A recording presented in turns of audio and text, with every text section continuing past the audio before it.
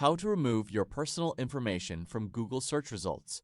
Have you ever searched your own name on Google and discovered your phone number, home address, email address, or other private information appearing in the search results? With online privacy becoming a bigger concern, this can be a serious issue.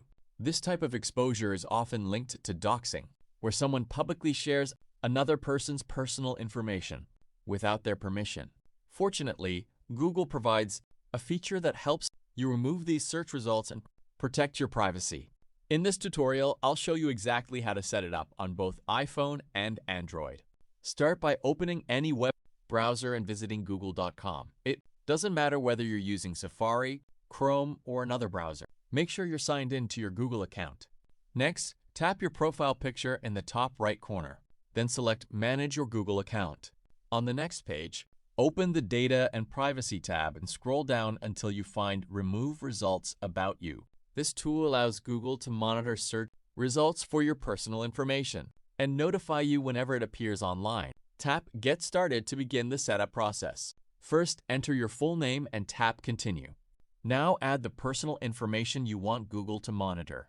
This includes your home address, phone number, and email address. If you have multiple phone numbers, email addresses, or even more than one home address, add every one of them. The more complete your information is, the better Google can detect matching search results. Once you've entered everything, tap Continue to finish the setup. After that, Google will automatically monitor its search results. If it finds your personal information linked to your name, you'll receive an email notification. From there, you can review the result and submit a request to have it removed from Google Search. Keep in mind that this only removes the result from Google search listings. It does not remove the information from the original website where it's published. If someone visits that website directly, the information may still be available. However, removing it from Google Search makes it much harder for people to find your personal details through a simple search.